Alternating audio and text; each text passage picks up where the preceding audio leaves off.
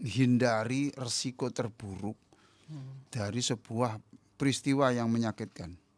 Oh, hindari resiko terburuk dari peristiwa yang menyakitkan. Iya.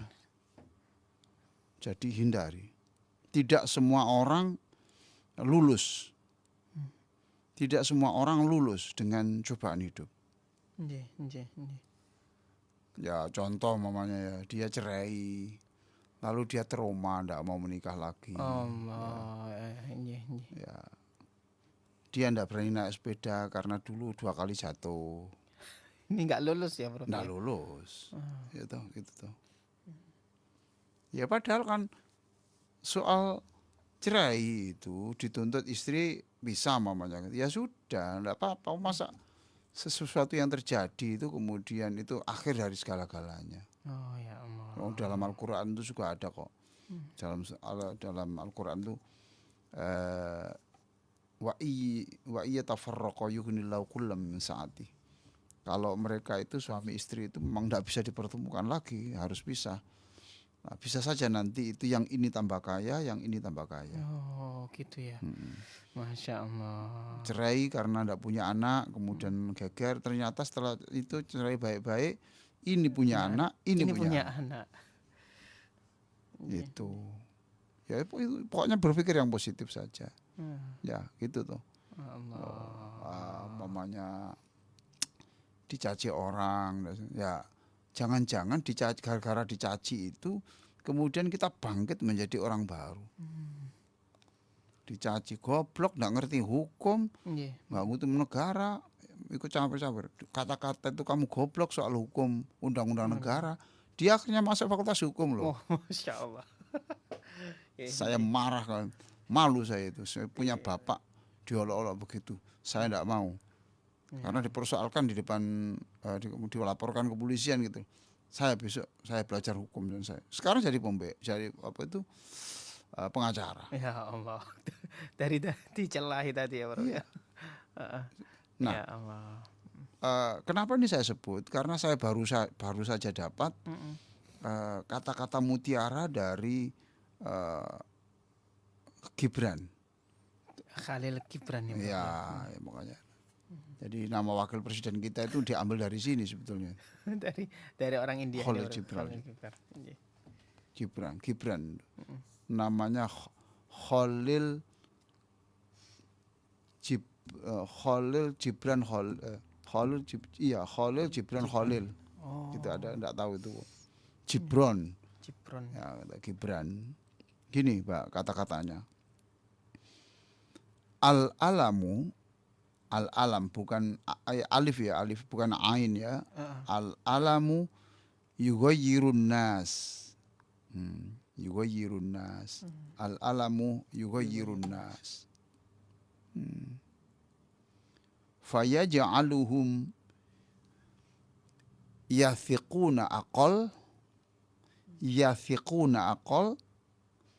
wa yufakkiruna aktsar wa yan'aziluna atwal. Asik sekali bahasanya ini. Memang sastrawan.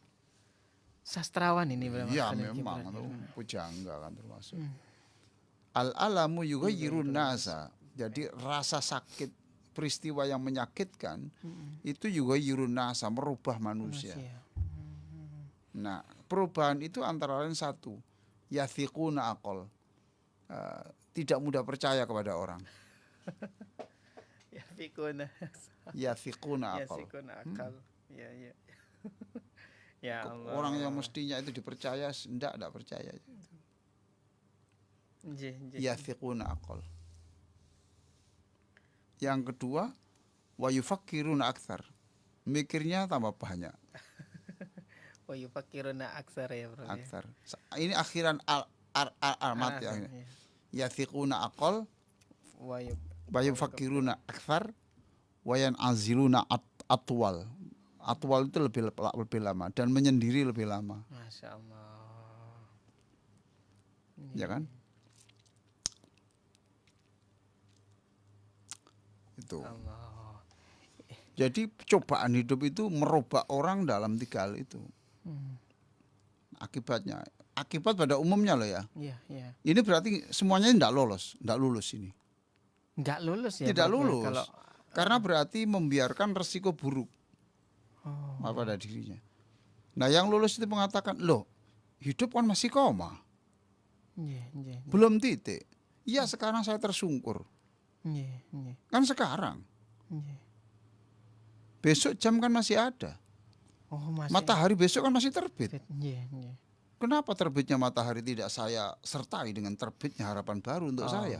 Loh, Iya. iya toh? Hmm. Mengapa? Saya harus bangkit toh. Iya memang sekarang malam, iya kan sekarang. Kalau malam itu segelap apapun, besok kalau matahari terbit, malam itu apapun kalah. Saya bangkit. Iya, iya. Saya bertemu dengan orang yang kesandung masalah sampai masuk penjara. Iya, iya. Dia dirampas kekayaannya oleh negara. Ya Allah. Dia berkata, "Enggak apa-apa, Prof. Saya dulu enggak punya apa-apa kok. Oh, gitu legowo ya Prof ya. Saya dulu enggak punya apa-apa. Nanti saya setelah keluar saya bangkit lagi. Wah, Masya Allah. Enggak apa-apa, Prof. Tenang saja, enggak apa-apa. Ya itu saya salah memang. Ya sudah. Salah. Tapi nanti setelah saya keluar dari penjara saya akan bangkit lagi. Dulu saya enggak punya apa-apa kok. Sekarang terus saya punya, kemudian sekarang enggak punya apa-apa. Lah kan besok saya masih ada kesempatan untuk punya apa-apa." Allahu Akbar. Iya. Saya bilang, "Masya Allah Pak, Bapak ini guru saya dalam hal ini. Iya, iya. Kok enggak ada dongkol kepada A, B, C, D? Enggak, ini sudah ketetapan yang harus saya jalani, enggak apa-apa." Itu. Saya toh alhamdulillah sejak di sini itu bisa sholat jamaah di situ di musola penjara itu. Oh, ya Saya Allah. kadang-kadang jadi imam. Iya, iya. Oh, ada pikir positif seperti itu ya Prof ya. Ya, luar biasa dia ini. Masya Allah. Saya datang jauh-jauh dari saya ke Jakarta terus diberitahu bahwa ada ini Pak jamaah Bapak ini yang sekarang di Sukamiskin di Bandung. Baik, saya ke sana. Saya temui. Waduh. Enggak apa-apa, Bro. Saya itu aset saya, tanah, kemudian rumah, ada perusahaan itu di situ, enggak apa-apa. Ya enggak apa-apa. Saya dulu enggak punya apa-apa loh. Wong bapak saya orang miskin.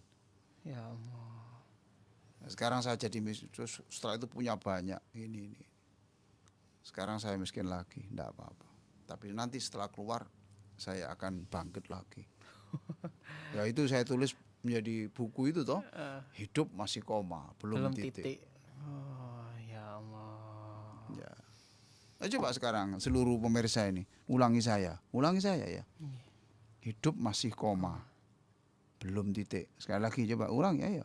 Hidup masih koma, belum titik. Sekarang tirukan ayo. Sekarang. Iya, tirukan. Saya masih gagal hari ini. Saya masih gagal hari ini. Itu kan sekarang. Itu kan sekarang. Besok kan masih ada kesempatan untuk berhasil. Besok kan masih ada kesempatan untuk berhasil. Saya lah optimis. Ya Allah. Hidup masih koma, belum titik. Iya. Nah, ini dengan cara ini berarti kita lolos. Kita lulus ujian di sini. Kalau yang tadi itu al-alamu yughayyiru nas fa yaj'aluhum yathiquna aqal, menjadi tidak ada yang orang dipercaya. Enggak percaya sama orang. Kalau yang kedua yufakkiruna aktsar, banyak mikir terus saja. Ya Allah. Wayan aziluna atwal, menyendiri lebih lama. Dulu kalau menyendiri itu hanya setengah jam, sekarang setengah hari. Oh, itu berarti enggak lulus. Setengah. Nah, disinilah maka kemudian kalau orang itu bisa melakukan sholat yang benar, bisa merubah cara berpikir, inilah yang saya selalu mengajarkan itu. Melalui sholat kita harus berubah cara berpikir kita. Yang asalnya tidak yakin dengan kekuasaan Allah menjadi sangat yakin. Yang asalnya tidak optimis menjadi optimis. Nah, ini target untuk bagaimana kita melakukan sholat, dan sholat itu dahsyat. Allah. Waktu sujud itu, ya Allah, saya sampai membaca satu kata hikmah itu luar biasa itu. Kenapa nih Prof? Itu gini, Haddithillaha fi sujudika an kulli syai. Hadisillaha fi sujudika An angkul kulli syai. syai. Ceritakan kepada Allah pada sujudmu itu segala sesuatu, cerita terus, enggak apa-apa. Oh, dalam sujud kita Iya. enggak apa-apa. Dalam hati. Oh, dalam hati. Thumarfa' ra'sak. Lalu angkat kepalamu. Bikamili yakinik. Irfa' ra'sak bikamili yakinik. Angkat kepalamu dengan keyakinanmu yang lebih. Wa tafa'ulik, dan harapanmu, ya. Wa tafa'ulik. Wa husni dhannik billadzi biyadihi kullu syai. Lalu berpikir positiflah. Husnudzanlah kepada Allah yang di tangan Allah itu segala sesuatu. Ya Allah. Nah, Iya. saya menemukan itu, ya Allah, ya ini yang saya semakin menyemangati saya lah, saya mengajari ini. Kemarin saya di Sumenep tuh. Wah, ini Madura paling ujung ya. Iyalah Prof, ya? itu. Semula dirasakan itu dua kali karena peserta 1 300, peserta 2 300. Saking banyaknya. Tapi kemudian karena 1-2 hal digabung jadi satu karena pesertanya pokoknya tidak karu-karuan lah itu. Tapi tidak apa-apa, tenang saja. Iya. Nah, sebentar lagi minggu depan saya akan ke 3 daerah lagi, ya, pelatihan sholat untuk ke Pamekasan, kemudian Sampang. Dan Bangkalan. Oh. Muter Madura ya, Iya. Prof. Ini. Ya ini Ya Allah. Hadithillah fi sujudika an kulli syai. Ceritakan kepada Allah. Ceritakan. Laporkan masalah-masalah kepada Allah, segala sesuatu tuntas. Tsummarfa' ra'sak. Kemudian angkat kepalamu. Bikamili yakinik, dengan keyakinanmu yang sangat kuat. Ya. Wa tafa'ulik, harapan. Tafa'ul itu harapan, bukan tafa'ul hamzah. Iya. Tafa'ul. Wa husni dhannik billadzi biyadihi kullu syai. Yang di tangannya kunci segala-galanya. Ya Allah. Angkat kepalamu, sujud dulu, lalu angkat kepalamu dengan suasana baru. Iya, iya. Nah, kalau cara gitu dilakukan, tidak akan terkena dengan resiko terburuk dari sebuah peristiwa tadi. Ya Allah. Iya. Yang Ini dikatakan ya. oleh Khalil Gibran tadi itu. Alhamdulillah. Masya Allah. Baik. Ya. Selanjutnya Prof, kita boleh interaktif ya Prof ya. Boleh. Ya, kita dari WA dulur-dulur ya. Ya, ini ada ini menyapa ini ya Prof ya, dari Mas Amin Uin Malang ini Iya. sambil mendengarkan Prof Ali ini ya. Ini juga dari TikTok juga ada mereka yang menyebutkan, ada yang dari Palu ini juga Prof Oh, ya. Palu. Palu itu di mana? Palu, Sulawesi ya? Ya. Di Palu juga ikut Ya, hadir saya ini. pernah di Sulawesi ketika menjadi hakim MTQ nasional. Saya jadi hakim MTQ tafsir bahasa Inggris di Palu dulu. Musabakoh tafsir. Iya, musabakoh tilawatil Quran. Oke, nasional. Terus? Masya Allah. Ini juga dari Bangkalan, dari Lamongan. Ya tenang, Bangkalan, nanti akan ke sana saya minggu depan. 19, 20, 21. 19, 20, 21. Besok ini Prof ya. Iya. Makanya pekan depan. Selasa ini ya. Ya Allah, anjing. Ada juga dari Lamongan, dari juga Gresik ini Prof yang menyapa semuanya ini ya, Masya Allah. Terima kasih yang sudah menyapa ini ya dulur ya. Baik, boleh kita masuk selanjutnya, pertanyaan selanjutnya ini Prof ya. Dari Bapak Ahmadi di Surabaya. Assalamualaikum warahmatullahi wabarakatuh Prof. Assalamualaikum warahmatullahi wabarakatuh. Prof, bade tanglet Prof. Ya. Kalau kita mendapatkan masalah diuji terus Prof, kemudian gak selesai-selesai, itu gimana ya Prof ya cara menyelesaikan ujian tersebut, terutama hati biar adem ayem menerima. Kok yang saya rasakan ada masalah, datang lagi masalah, selesai datang lagi, kapan selesainya Prof? Mohon pencerahannya Prof. Terima kasih Pak Ahmadi di Surabaya. Iyalah, jadi begini. Jangan berharap hidup ini tidak ada masalah gitu. Oh, ya Dunia itu Allah. isinya begini. Jangan dikira loh Pak, orang-orang yang Bapak anggap itu tidak ada masalah itu tidak ada masalah. Itu Pak ekonominya lancar loh. Bapak kan tahu itu rumahnya mau disita loh, Bang. Astagfirullah. Iya Pak, tapi dia itu Pak waktu mesra istrinya itu kalau keluar tuh boncengan dengan itu merangkul itu loh. Kamu nggak tahu di rumah geger gara-gara HP-nya itu ada perempuan loh. Nggih, nggih, nggih. Hmm.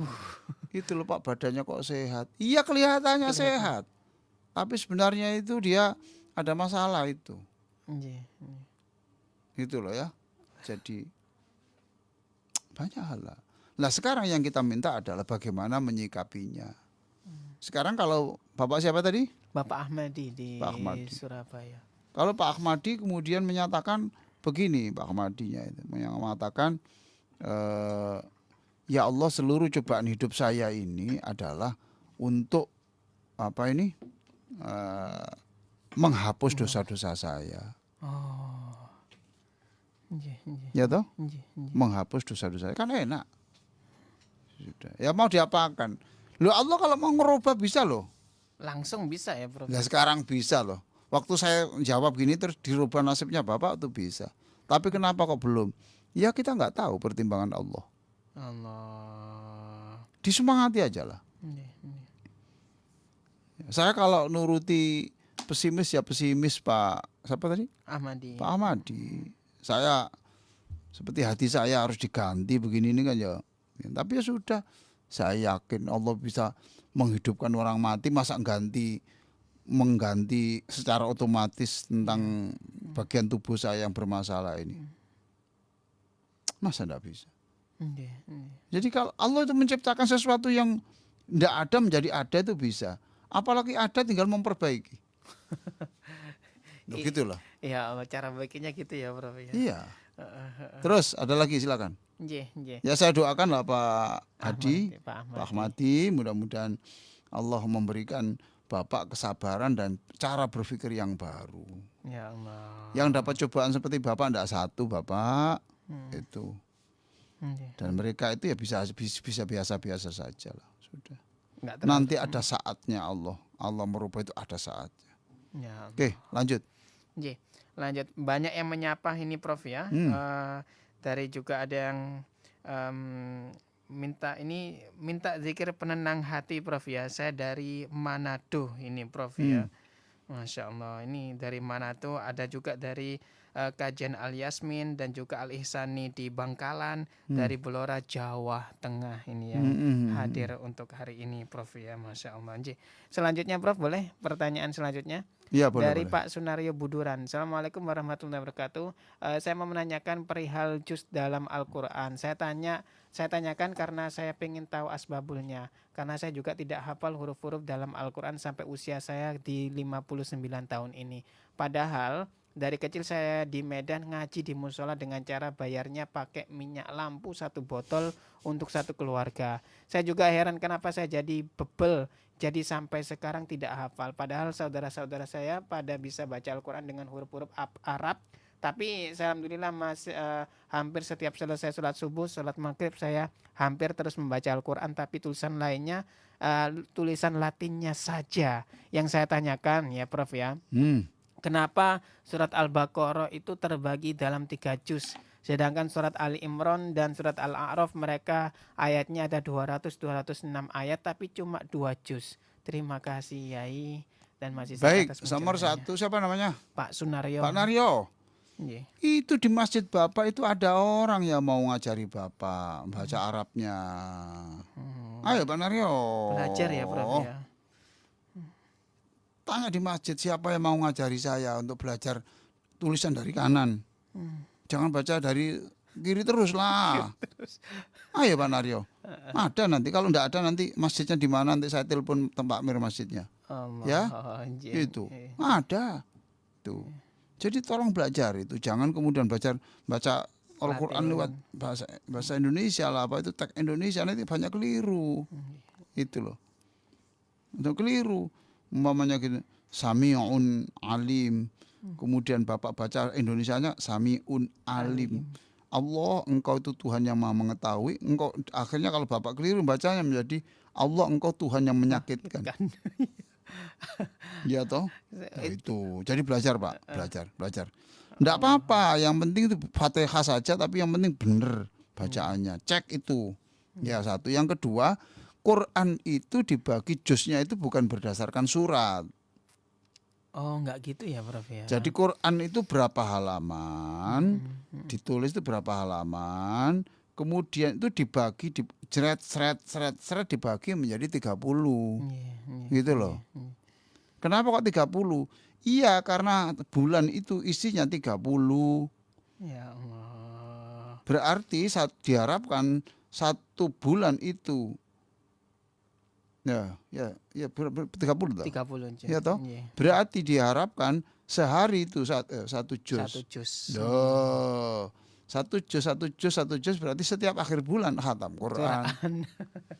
Allah. Itu ceritanya. Iya. Ini bukan dari Nabi. Nggih. Bukan dari Nabi juz Bukan loh. pembagiannya ya Prof. Oh, ya. Nabi kok ngurusi? Juz-juzan. Nggih. Enggak lah. Ini dari generasi setelah para sahabat. Tapi Zaman sahabat juga belum ada ini.